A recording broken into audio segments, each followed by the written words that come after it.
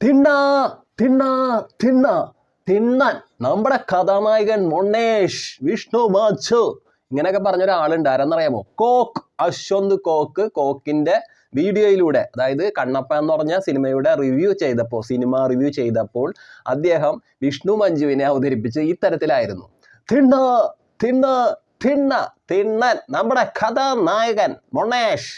അങ്ങനെയൊക്കെയാണ് പുള്ളി പറഞ്ഞത്. പുള്ളി അവതരിപ്പിച്ച രീതി അങ്ങനെയായിരുന്നു. പക്ഷെ ഈ കണ്ണപ്പ എന്ന് പറഞ്ഞ സിനിമയുടെ റിവ്യൂ ചെയ്തതിന് ശേഷം നമ്മുടെ അശ്വന്ത് കോക്കിനെ കാണാനില്ല. എവിടെ പോയി? കോക്ക് എവിടെ പോയി? കോക്കേ എവിടെ പോയിരിക്കുന്നു? 2 ആഴ്ചയായി കോക്കിനെ കാണാതായിട്ട്. ഇപ്പൊ ആ 2 ആഴ്ചക്കുള്ളിൽ തന്നെ ഒരുപാട് സിനിമകൾ ഇറങ്ങി. ജുറാസിക് വേൾഡ് റീബർത്ത് ഇറങ്ങി, അതേപോലെ തന്നെ സൂപ്പർമാൻ ഇറങ്ങി, ധീരൻ ഇറങ്ങി, സൂത്രവാക്യം ഇറങ്ങി, ഒരുപാട് സിനിമകളൊക്കെ ഇറങ്ങി. എന്നിട്ടും കോക്കിന്റെ റിവ്യൂ കേൾക്കാൻ കാത്തിരിക്കുന്നവരെ അമ്പരിപ്പിച്ചുകൊണ്ട് കോക്കിനെ കാണാനില്ല. കണ്ണപ്പ എന്ന ചിത്രത്തിന്റെ സിനിമ റിവ്യൂ നമ്മുടെ കോക്ക് ചെയ്തതിന് ശേഷം കോക്കിന് കിട്ടിയത് എത്ര എന്ന് പറയുമ്പോൾ 2 ആഴ്ച കൊണ്ട് കിട്ടിയ വ്യൂസ് 638K വ്യൂസ് ആണ് കോക്കിന് കിട്ടിയത്. അമ്പോ അടിച്ചു കയറിയിരുന്നു. മൊണ്ണപ്പ എന്നൊക്കെയാണ് ടൈറ്റിൽ കൊടുത്തിരുന്നത്. അപ്പൊ പിടിന്ന് അങ്ങനെ വെച്ചടിയായിട്ട് ആളുകൾ കണ്ട് കമന്റ്സുകളൊക്കെ ഇട്ടുകൂട്ടി, ലൈക്ക് ഇട്ടുകൂട്ടി അടിപൊളിയായിട്ട് മുന്നോട്ട് പോകായിരുന്നു. പക്ഷെ കോക്ക് എവിടെ പോയെന്ന് ആർക്കറിയില്ല. കോക്ക് അങ്ങോട്ട് പോയി. എനിക്ക് തോന്നുന്നത് ഈ കണ്ണപ്പയുടെ അണിയറ പ്രവർത്തകർ ഇനി കോക്കിനെ തട്ടിക്കൊണ്ടുപോയാ. വിഷ്ണു മഞ്ജുവിന്റെ ഗുണ്ടകളൊക്കെ വന്ന് തെലുങ്ക് കന്നഡ ഭാഗത്തു നിന്നൊക്കെ വന്നിട്ട് ഈ കോക്കിനെ എടുത്ത് വല്ല വണ്ടിയിലൊക്കെ എടുത്തിട്ട് ഏതെങ്കിലും ഒരു തടവറയിൽ കൊണ്ട് പാർപ്പിച്ചേക്കാണാവോ? അറിയാൻ പാടില്ല, എന്താണെന്ന് അറിയില്ല. ഇപ്പൊ സൂത്രവാക്യം എന്ന് പറഞ്ഞ പുത്തൻ പടം ഇറങ്ങി. വിൻസിയുടെയും നമ്മുടെ ഷൈൻ ടോം ചാക്കോയും കൂടി അഭിനയിച്ച ആ ചിത്രം ഇറങ്ങി. ധീരൻ ഇറങ്ങി, രാജേഷ് മാധവന്റെ ധീരൻ ഇറങ്ങി. മലയാളത്തിൽ അങ്ങനെ തുടരെയായിട്ട് ഒരുപാട് ചിത്രങ്ങൾ ചെറുതും വലുതൊക്കെ ആയിട്ട് ഇറങ്ങുന്നുണ്ട്. കുറച്ച് ദിവസം മുമ്പാണ് സൂപ്പർമാൻ ഇറങ്ങി. സൂപ്പർമാൻ സൂപ്പർ ചിത്രമാണ്. അതിനു മുമ്പ് ജുറാസിക് വേൾഡ് റീബർത്ത് ഇറങ്ങി. അപ്പൊ ഈ ചിത്രങ്ങളുടെ ഒക്കെ സിനിമ റിവ്യൂ കേൾക്കാൻ വേണ്ടി കാത്തിരുന്ന ആരാധകരെല്ലാവരും ആദ്യം സെർച്ച് ചെയ്തത് കോക്കിനെയാണ്. എല്ലാവരുടെ പരിപാടി അങ്ങനെയാണല്ലോ. ഒരുപാട് സിനിമ റിവ്യൂ ചെയ്യുന്ന യൂട്യൂബർമാരൊക്കെ ഉണ്ടെങ്കിലും ആദ്യം എല്ലാവരും നോക്കുന്നത് കോക്കിന്റെ വീഡിയോ ആണ്. കോക്കിന്റെ വീഡിയോയിൽ വ്യത്യസ്തത എന്ന് പറഞ്ഞാൽ അദ്ദേഹം ഒന്നല്ലെങ്കിൽ അതിൽ ആ സിനിമയിലെ കഥാപാത്രത്തിന്റെ വേഷം അണിഞ്ഞ് റിവ്യൂ ചെയ്യും, അല്ലെങ്കിൽ അദ്ദേഹത്തിൻ്റെതായ കുറെ വാക്കുകളൊക്കെ ഉണ്ട്. വയ്യ, മലങ്കൾട്ട്, അങ്ങനെ ഓരോരോ വാക്കുകളൊക്കെ പറഞ്ഞ് ആ കേൾക്കുന്നവരെങ്ങനെ അമ്പരിപ്പിച്ചുകൊണ്ടിരിക്കാറുണ്ട്.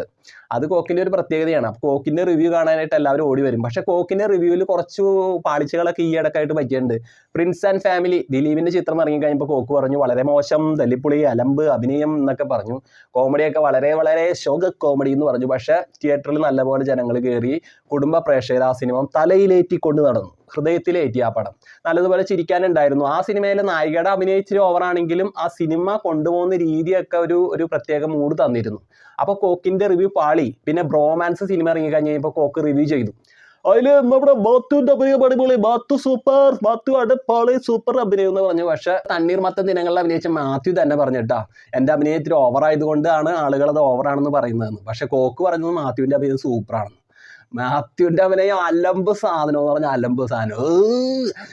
എവിടെ എന്നൊക്കെ പറഞ്ഞ് കരണ്ടൊക്കെ പിടിക്കുന്ന കൂട്ടുള്ള ഓരോരോ രീതികളൊക്കെ ആയിരുന്നു മാത്യു കാണിച്ചത്. ഒരു കലിപ്പ്, ഒരു കോപം സ്റ്റാർ എന്നൊക്കെ പറയാൻ പറ്റുന്ന ഒരു രീതിയിലൊക്കെ ചെയ്തു വെച്ച് അലമ്പാക്കി. എനിക്ക് ആ മാത്യുവിന്റെ അഭിനയം ഇഷ്ടമേ ആയില്ല. അപ്പൊ കോക്ക് അങ്ങനെ നമ്മുടെ മാത്യുവിനെ കുറിച്ച് പറഞ്ഞു, ബ്രോമാൻസിൽ അഭിനയം അടിപൊളിയാണെന്ന് പറഞ്ഞപ്പോൾ കോക്ക് അങ്ങനെ പതുക്കെ എയറിലേക്കൊന്ന് കയറി. അങ്ങനെ നമ്മുടെ കോക്ക് പറഞ്ഞ കുറെ പടങ്ങളൊക്കെ ഇങ്ങനെ താഴ്ന്നും പൊങ്ങിയൊക്കെ പോയിക്കൊണ്ടിരിക്കുന്നത്. അതുവരെ ഗെറ്റ് സെറ്റ് ബേബി, ഉണ്ണിമൂന്തന്റെ ചിത്രം അലമ്പാണെന്നാണ് നമ്മുടെ കോക്ക് പറഞ്ഞത്. പക്ഷെ ആ പടങ്ങൾ കണ്ട ആളുകളൊക്കെ പറഞ്ഞു അത് നല്ല പടമാണെന്ന് പറഞ്ഞു. അങ്ങനെ മൊത്തത്തിൽ ഒരു അങ്ങോട്ടും ഇങ്ങോട്ടും ഇല്ലാത്ത റിവ്യൂ പറച്ചിലൊക്കെ ആയിരുന്നു. പക്ഷേ കണ്ണപ്പയുടെ റിവ്യൂ പറഞ്ഞു കഴിഞ്ഞപ്പോൾ എല്ലാവരും ഞെട്ടി. കൃത്യ സംഭവം തന്നെയാണ് പുള്ളി പറഞ്ഞത്. അതേപോലത്തെ ഒരു കൊട്ടച്ചടാക്ക് പടമായിരുന്നു കണ്ണപ്പ. അപ്പൊ കണ്ണപ്പയോ എന്ന് പറഞ്ഞിട്ടുള്ള ചിത്രത്തിന്റെ റിവ്യൂ പറഞ്ഞ ശേഷം കോക്കിന് കിട്ടിയത് 638K വ്യൂസ്. അത് 2 ആഴ്ച കൊണ്ട്. എന്തൊരു കയറ്റം അല്ലേ? അന്ന് ഈ കണ്ണപ്പ റിലീസ് ചെയ്ത ആ ദിവസം തിയേറ്ററിൽ ചെന്നപ്പോൾ ഓരോരുത്തരുടെ അടുത്ത് ഒപ്പീനിയൻ എടുത്തപ്പോൾ ഒരു ചേട്ടൻ പറഞ്ഞ കാര്യം എനിക്ക് ഓർമ്മയുണ്ട്. കോക്ക് ഈ കണ്ണപ്പ എന്ന് പറഞ്ഞ സിനിമയുടെ റിവ്യൂ ചെയ്ത് കഴിഞ്ഞപ്പോൾ തന്നെ കോക്ക് പെട്ടെന്ന് തന്നെ ഹയസ്റ്റ് ആയിട്ട് മോളിൽ കയറുന്ന എയറിലല്ല, പുള്ളി അടിച്ച് കയറും. വ്യൂസ് നല്ലതുപോലെ കണ്ടമാനം കൂടും. അദ്ദേഹം ഇനി കാറല്ല വേറെ എന്തെങ്കിലും വണ്ടി ഇനി അതൊക്കെ മേടിക്കുമെന്ന് ഒരു ചേട്ടൻ പറഞ്ഞിരുന്നു. എനിക്ക് തോന്നണം ഇനി വല്ല കാറാ അല്ലെങ്കിൽ വല്ല എയറോപ്ലെയിനൊക്കെ മേടിക്കാൻ പോയതായിരിക്കും. എന്തായാലും 2 ആഴ്ചയായിട്ട് കോക്കിനെ കാണാനില്ല. അപ്പൊ നമ്മുടെ അശ്വന്ത് കോക്ക് ആദ്യമായിട്ട് യൂട്യൂബ് ചാനൽ തുടങ്ങിയ ശേഷം സ്വന്തമായിട്ട് ആദ്യമായിട്ട് ഒരു സിനിമ കണ്ട അഭിപ്രായം പറഞ്ഞത് ഏത് ചിത്രത്തെക്കുറിച്ചാണെന്ന് അറിയാമോ? അത് മാലിക് എന്ന് പറഞ്ഞ ചിത്രത്തെക്കുറിച്ചാണ്. മാലിക്കിൽ അഭിനയിച്ച ഫഹദിന്റെ അഭിനയത്തെക്കുറിച്ചൊക്കെ നന്നായിട്ട് തന്നെ നമ്മുടെ കോക്ക് പറഞ്ഞിരുന്നു. അന്ന് മാലിക് എന്ന് പറഞ്ഞ ചിത്രത്തിന്റെ മൂവി റിവ്യൂ ചെയ്തതിന് കോക്കിന് ലഭിച്ചത് 41K വ്യൂസ് ആണ്. അന്ന് ഇതേപോലെ അശ്വന്ത് കോക്ക് ഇങ്ങനെ വേഷമൊന്നും കെട്ടലൊന്നും ഇല്ലാട്ടാ. അങ്ങനെ മുഖത്ത് ചായം പൂശലും തലയിൽ പൗഡർ കോരിയിട്ടുള്ള പരിപാടിയൊന്നും ഇല്ല. അങ്ങനത്തെ പരിപാടിയൊന്നും ഇല്ലായിരുന്നു. പിന്നീടാണ് അദ്ദേഹം ആ ഒരു രീതിയിലേക്ക് കടന്നു വന്നത്.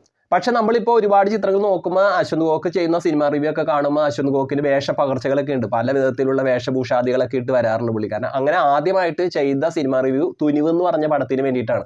തുനിവ് എന്ന് പറഞ്ഞ പടം അജിത് കുമാർ നായകനായ സിനിമയാണ്. അപ്പോൾ ആ സിനിമയുടെ റിവ്യൂ ചെയ്യാനായിട്ട് അശ്വന്ത് ഗോക്ക് തലയിൽ കുറേ പൗഡറൊക്കെ തൂവി ഇങ്ങനെ താടിയിൽ അവിടെ ഇവിടെ ഒക്കെ പുരട്ടിയിട്ടൊക്കെ വന്ന് അങ്ങനെയൊക്കെ ചെയ്ത ഒരു റിവ്യൂ ആയിരുന്നു. ആ റിവ്യൂ ചെയ്ത് കഴിയുമ്പോൾ 4 ലക്ഷം വ്യൂസ് അശ്വന്ത് ഗോക്കിന് ലഭിക്കുകയുണ്ടായി. ഇനി നമ്മൾ നോക്കാൻ പോകുന്നത് അശ്വന്ത് ഗോക്കിൻ്റെ ഏറ്റവും കൂടുതൽ മൂവി റിവ്യൂ ചെയ്തതിന് ഏറ്റവും കൂടുതൽ വീഡിയോക്ക് കിട്ടിയിട്ടുള്ള വ്യൂസ് ആണ്. അത് ഏതൊക്കെ ചിത്രങ്ങൾക്കാണെന്ന് നമുക്ക് നോക്കിയാൽ ഒരു 7 ചിത്രം എടുത്ത് നമുക്ക് നോക്കാം. 7 ചിത്രങ്ങളിൽ ഫസ്റ്റ് നിൽക്കുന്ന ചിത്രം, ഏറ്റവും കൂടുതൽ വ്യൂസ് നേടിയ ചിത്രം എന്ന് പറയുന്നത് എമ്പുരാനാണ്. എമ്പുരാൻ എന്ന് പറഞ്ഞ സിനിമയുടെ മൂവി റിവ്യൂ ചെയ്ത് കഴിഞ്ഞപ്പോൾ അശ്വന്ത് ഗോക്കിന് ലഭിച്ചത് എത്രയെന്ന് അറിയാമോ? അത് അടിപൊളി മില്യൺ കണക്ക് വ്യൂസ് ആണ്. 3 മാസം കൊണ്ട് 2.4 മില്യൺ വ്യൂസ് ആണ് അശ്വന്ത് ഗോക്കിന് ആ വീഡിയോക്ക് ലഭിച്ചത്. എമ്പുരാൻ എന്ന് പറഞ്ഞ ചിത്രത്തിന്റെ റിവ്യൂ ചെയ്തതിന് കിട്ടിയത്. ഒരു മര്യാദക്ക് വേണ്ടടേ എന്നൊക്കെയാണ് തമ്പനയിൽ കൊടുത്തിരുന്നത്. അപ്പൊ 3 മാസം കൊണ്ട് അത്രം വ്യൂസ് നമ്മുടെ അശ്വന്ത് ഗോക്കിന് ലഭിച്ചു. ഇനി രണ്ടാമത്തെ ചിത്രം നോക്കിക്കഴിഞ്ഞാൽ ഏറ്റവും കൂടുതൽ വ്യൂസ് ലഭിച്ചത് അശ്വന്ത് ഗോക്ക് മൂവി റിവ്യൂ ചെയ്തിട്ട് ഏറ്റവും കൂടുതൽ വ്യൂസ് ലഭിച്ച രണ്ടാമത്തെ ചിത്രം തുടരും. അത് ലാലേട്ടന്റെ ചിത്രമാണ്. അപ്പോൾ ഫസ്റ്റ് നിൽക്കുന്നത് ലാലേട്ടന്റെ എമ്പുരാൻ എന്ന് പറഞ്ഞ ചിത്രമാണ്, രണ്ടാമത്തത് തുടരും എന്ന ലാലേട്ടന്റെ ചിത്രമായിരുന്നു. പക്ഷേ ഈ ചിത്രത്തിനെ കുറിച്ച് പോസിറ്റീവ് ആയിട്ടുള്ള ഒരു റിവ്യൂ ആണ് നമ്മുടെ അശ്വന്ത് ഗോക്ക് ചെയ്തത്. നല്ലൊരു പടമായിരുന്നല്ലോ തുടരും. അപ്പോൾ ആ സിനിമയുടെ റിവ്യൂ ചെയ്തതിന് അശ്വന്ത് ഗോക്കിന് ലഭിച്ച ആ വീഡിയോക്ക് ലഭിച്ച വ്യൂസ് എന്ന് പറയുകയാണെങ്കിൽ 1.5 മില്യൺ വ്യൂസ് ലഭിച്ചു.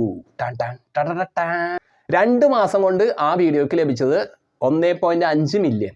എൻ്റെ പൊന്നടവേ. അങ്ങനെ ആ തുടരും എന്ന ചിത്രം വൻ വിജയമായി മാറി.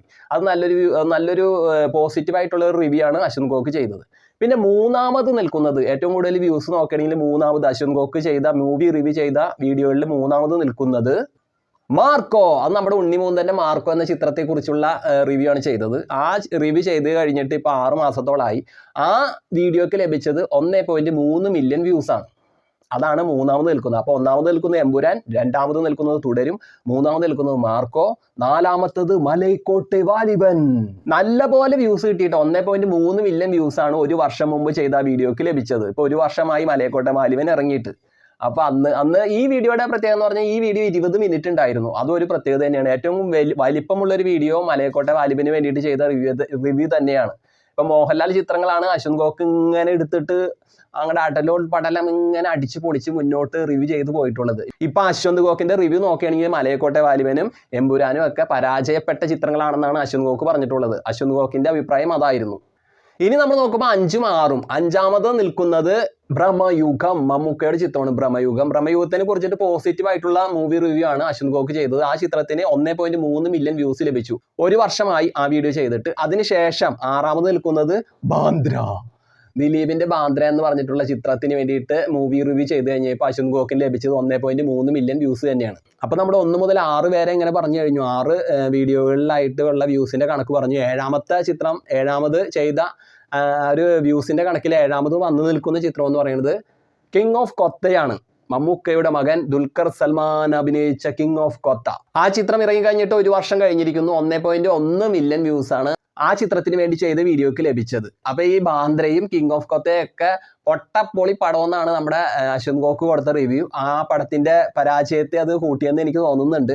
ഏറ്റവും കൂടുതൽ അശ്വന്ത് ഗോക്കിന്റെ റിവ്യൂ കണ്ടിട്ടൊക്കെയാണ് ആളുകൾ സിനിമ കാണാൻ പോകുന്നതെന്നൊരു അഭിപ്രായം ഇങ്ങനെ നിലനിൽക്കുന്നുണ്ട്. അതുകൊണ്ട് തന്നെ അശ്വന്ത് ഗോക്കിന് നല്ലതുപോലെ ഒരു ജനപിന്തുണയുണ്ടെന്നും കൂടി കേൾക്കുന്നു. എന്തൊക്കെ ആയാലും അശ്വന്ത് ഗോക്കിന് 4 ലക്ഷം സബ്സ്ക്രൈബർ ഉണ്ട് മൊത്തത്തിൽ.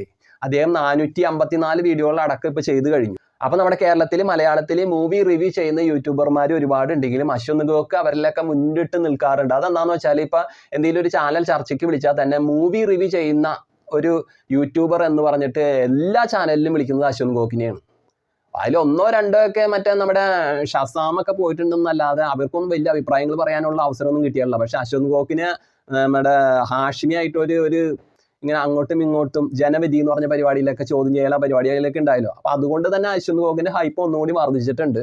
അപ്പൊ എൻ്റെ ഒരു അഭിപ്രായം എന്ന് പറഞ്ഞു കഴിഞ്ഞാൽ മൂവി റിവ്യൂ എന്ന് പറയുന്നത് ഒരാൾ കണ്ട അയാളുടെ അഭിപ്രായമാണ്, അല്ലാതെ ജനങ്ങളുടെ മൊത്തമായിട്ടുള്ള അഭിപ്രായമല്ല. അപ്പൊ അശ്വന്ത് ഗോക്ക് ഒരു പടത്തിന് മോശമാണെന്ന് പറഞ്ഞാലും ചിലപ്പോൾ ആ പടം മോശമായി തീരുന്നില്ല. ജന പിന്തുണ അർഹിക്കുന്ന ചിത്രങ്ങൾ എന്നും മുന്നോട്ട് കയറി പോയിട്ടുണ്ട്. ഒരാളുടെ അഭിപ്രായം കേട്ടിട്ട് അത് എൻ്റെ അഭിപ്രായമാണെന്ന് കരുതി നമ്മൾ ഒരിക്കലും ഒരു സിനിമയെ സമീപിക്കാതിരിക്കണം എന്നാണ് എൻ്റെ അഭിപ്രായം. അപ്പൊ നമ്മുടെ അശ്വന്ത് ഗോക്കിനെ കാണാനില്ല കേട്ടോ, അതൊരു വിഷയമായിട്ടുണ്ട്. വിഷയമായി മോനെ ഏട്ടാ മോനെ വിഷയമായി.